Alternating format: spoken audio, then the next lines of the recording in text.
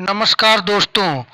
जैसा कि हम लोग मेडिवल हिस्ट्री ऑफ इंडिया की ऑब्जेक्टिव टाइप क्वेश्चन आंसर की सीरीज शुरू किए हैं, तो इसमें भाग 3 दिल्ली सल्तनत के अंतर्गत आज हम लोग खिलजी वंश के विषय में जानकारी प्राप्त करेंगे। तो चलिए शुरू करते हैं। आप देख रहे हैं study by Virendra sir channel. पहला क्वेश्चन रहा यह, खिलजी वंश का संस्थापक कौन था?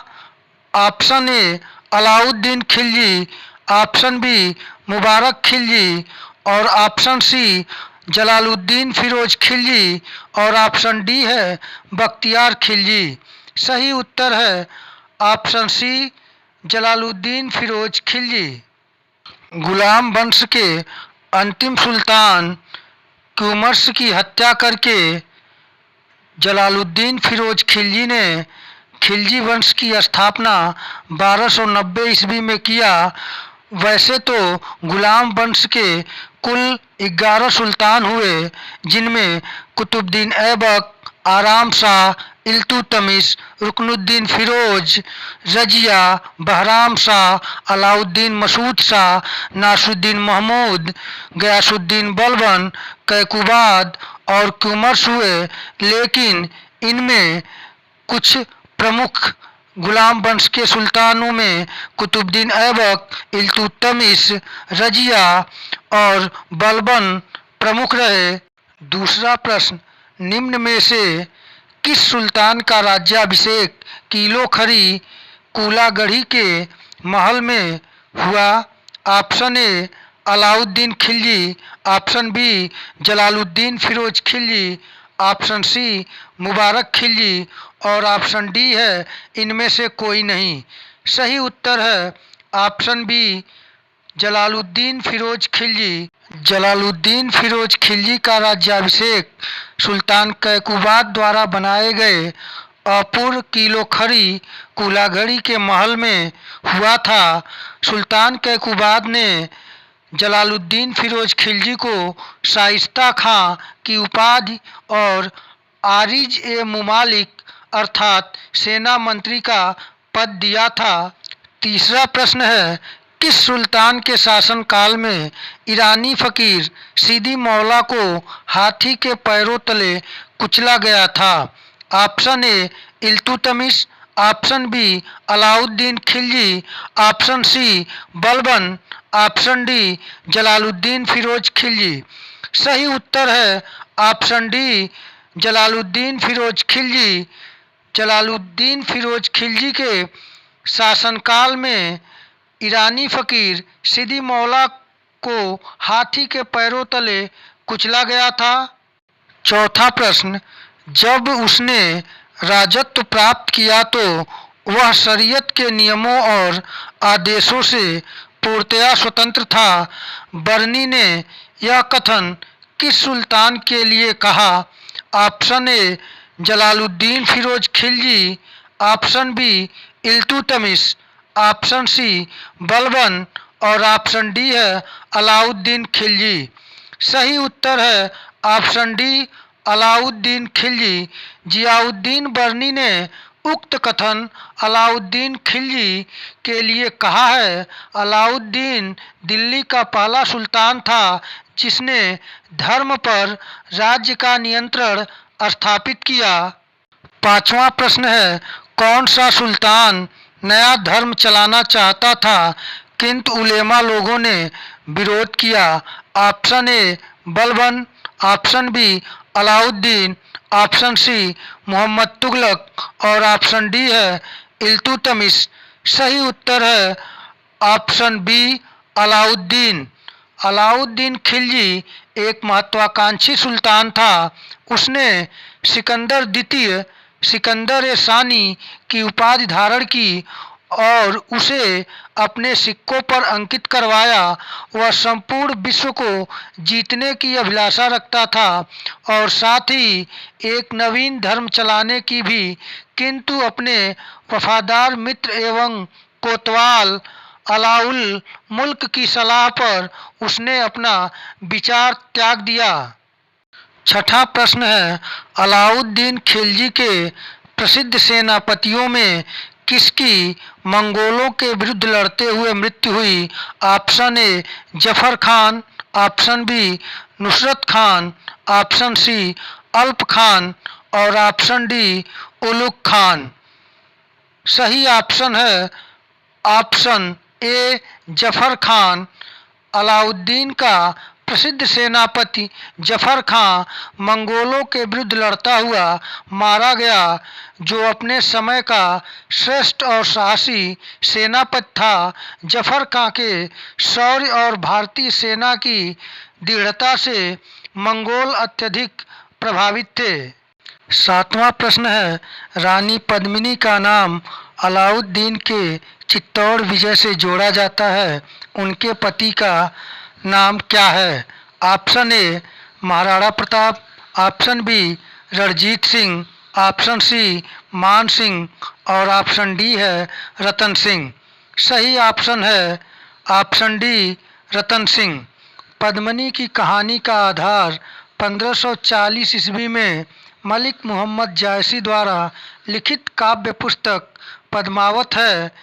इसके अनुसार पद्मिनी चित्तौड़ के राजा रतन सिंह की अत्यंत सुंदर और विशुद्धी पत्नी थी। अमीर खुसरो ने सुलेमान और रानी साहिबा के प्रेम प्रसंग का उल्लेख अपने ग्रंथ में किया था।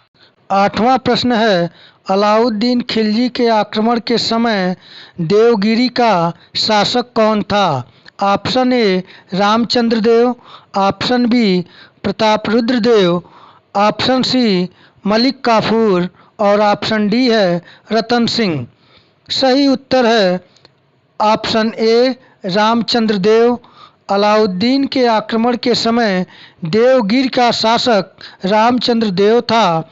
1296 ईस्वी में देवगिर के शासक रामचंद्र देव ने अलाउद्दीन के सफल आक्रमण से बाध्य होकर उसे प्रतिवर्ष एलिचपुर की आय भेजने का वायदा किया था, परंतु 1305 ईस्वी अथवा 1306 ईस्वी में उसने उस कर को दिल्ली नहीं भेजा, जिस कारण 1307 ईस्वी में अलाउद्दीन ने मलिक काफूर के नेतृत्व में एक सेना देवगिर पर आक्रमण करने के लिए भेजी।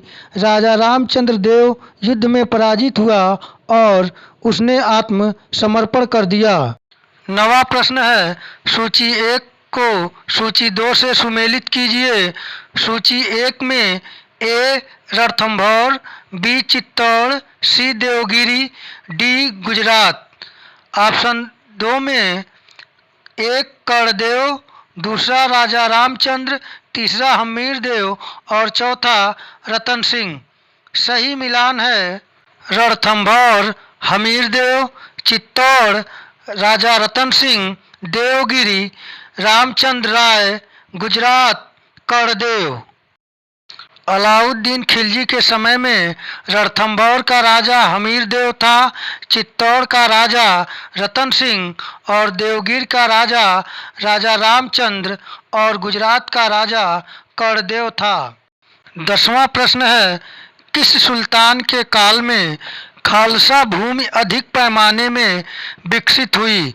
Option A Balban, option B Alauddin Khilji, option C Mohammad Tughlaq, option D Firoz Tughlaq. सही उत्तर है ऑप्शन बी अलाउद्दीन खिलजी।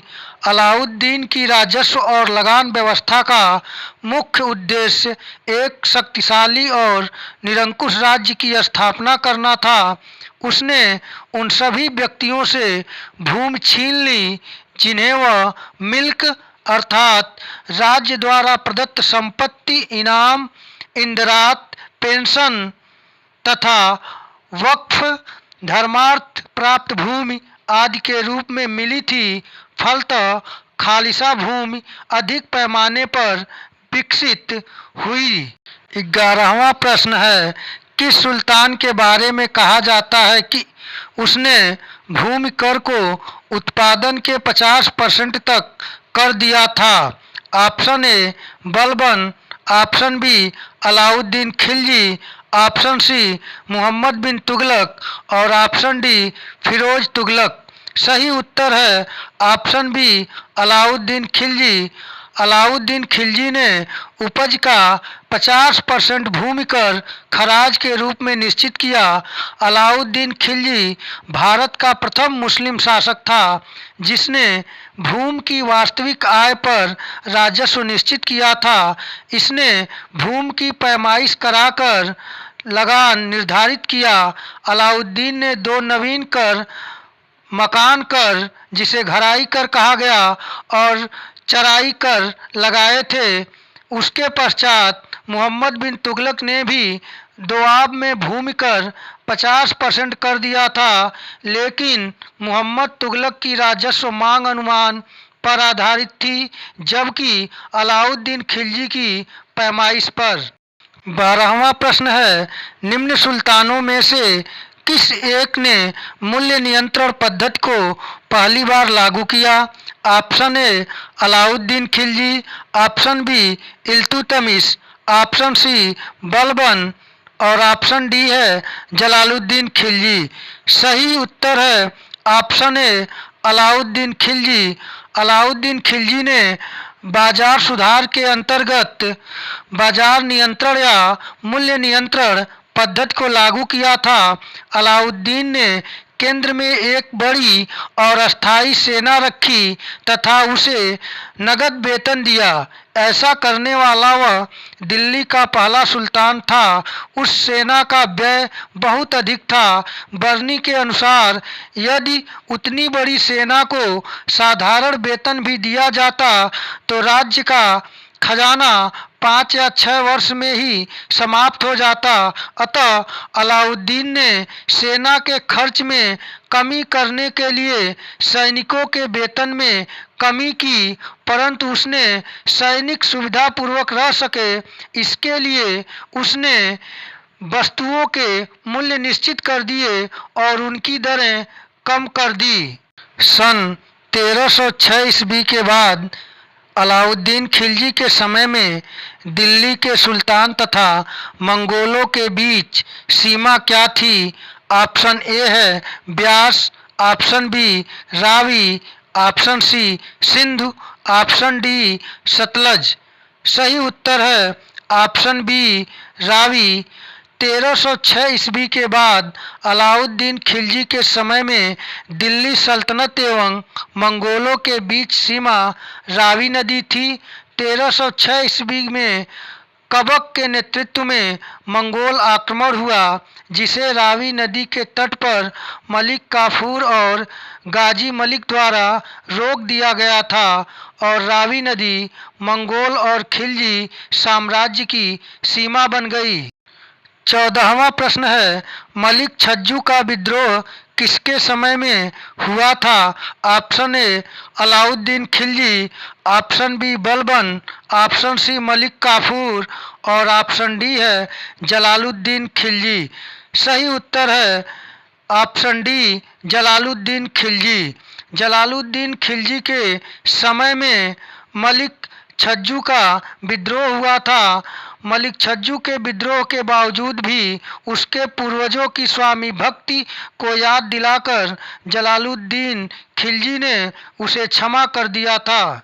जलालुद्दीन फिरोज खिलजी 1290 ईस्वी से 1296 ईस्वी तक शासन किया। वही खिलजी वंश का संस्थापक था।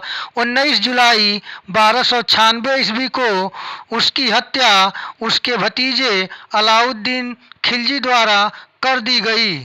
15वां प्रश्न है, विश्व प्रसिद्ध कोहिनूर हीरा अलाउद्दीन खिलजी के सेनापति मलिक काफूर को किस हिंदू राजा ने दिया था? Option A Ramchandra Rai, option B Prataparudra Dev, option C Hamir Dev और ऑप्शन डी है कर्णदेव। सही उत्तर है ऑप्शन बी प्रतापरुद्र देव। अलाउद्दीन के समय में दक्षिण में सबसे पहला आक्रमण तेलंगाना पर किया गया। तेलंगाना का शासक प्रताप रुद्रदेव द्वितीय ने अपनी एक सोने की मूर्ति बनवाकर और उसके गले में सोने की जंजीर डालकर आत्मसमर्पण हेतु काफूर के पास भेजा। इसी अवसर पर प्रताप रुद्रदेव ने मलिक काफूर को संसार प्रसिद्ध कोहिनूर हीरा दिया था। 16वां प्रश्न है, किस सुल्तान को विश्व का सुल्तान, पृथ्वी के शासकों का सुल्तान, युग का विजेता, जनता का चरवाहा जैसे उपाधियों से विभूषित किया गया है? Option A Balban, option B Alauddin Khilji, option C Jalaluddin Khilji और ऑप्शन डी है मुबारक खिलजी। सही ऑप्शन है ऑप्शन बी अलाउद्दीन खिलजी। अलाउद्दीन खिलजी के बारे में खजाइन उल फुतूह में अमीर खुसरो ने लिखा है कि सुल्तान को विश्व का सुल्तान, पृथ्वी के शासकों का सुल्तान, युग का विजेता, जनता का चरवाहा जैसी विभूतियां दिया गया है। 17वां प्रश्न है, अलाउद्दीन खिलजी द्वारा कुछ बनाए गए विभागों एवं नगरों के नाम निम्न में से कौन कौन हैं? ऑप्शन ए दीवाने रियासत, शाहनाए मंडी, दीवाने मुख्त खराज, option B Siri Alai Darwaza, option C Khizrabad, option D इनमें से सभी। सही उत्तर है ऑप्शन डी इनमें से सभी।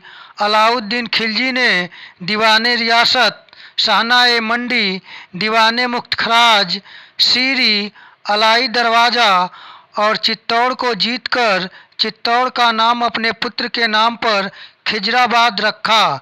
अर्थात अलाउद्दीन खिलजी द्वारा ये सभी विभागों और खिजराबाद नाम रखा गया। अतः सही ऑप्शन ऑप्शन डी इनमें से सभी है। 18वां प्रश्न, अलाउद्दीन खिलजी की बाजार नियंत्रण के बारे में जानकारी किन किन ग्रंथों से मिलती है? ऑप्शन ए तारीख़ फिरोज शाही, ऑप्शन बी खजाइन उल फुतूह, ऑप्शन सी फुतूह सलातीन रहेला, ऑप्शन डी इनमें से सभी। सही उत्तर है ऑप्शन डी इनमें से सभी। अलाउद्दीन खिलजी के बाजार नियंत्रण के बारे में विस्तृत जानकारी तारीख़ फिरोज शाही, बरनी और अमीर खुसरो के खजाइन उल फुतूह तथा इसामी की फुतूह सलातीन तथा इब्न बतूता के रेहला नामक ग्रंथ से मिलती है। 19वां प्रश्न है, किस खिलजी सुल्तान ने अपने को खलीफा घोषित किया था? Option A Alauddin Khilji, option B Jalaluddin Khilji, option C Mubarak Shah Khilji और ऑप्शन डी है इनमें से कोई नहीं। सही उत्तर है ऑप्शन सी मुबारक शाह खिलजी।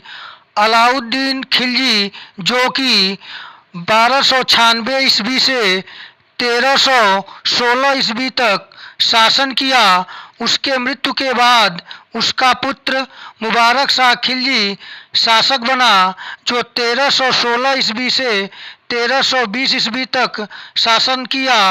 उसने स्वयं को खलीफा घोषित किया था। वह ऐसा करने वाला दिल्ली सल्तनत का पहला सुल्तान था। बरनी के अनुसार कभी कभी मुबारक शाह खिलजी दरबार में नग्नावस्था में भी आ जाता था। तो मित्रों, आज के इस टेस्ट सीरीज में खिलजी वंश से संबंधित लगभग सभी प्रश्नों का समावेश कर लिया गया है। इन प्रश्नों के व्याख्याओं को ध्यानपूर्वक समझिए, जिससे आगे आने वाले सभी परीक्षाओं में खिलजी वंश से संबंधित कोई भी प्रश्न गलत नहीं होगा। तो मित्रों, चैनल को लाइक, शेयर और सब्सक्राइब करना न भूलें। अब मिलेंगे अगले टेस्ट सीरीज को लेकर, तब तक के लिए नमस्कार।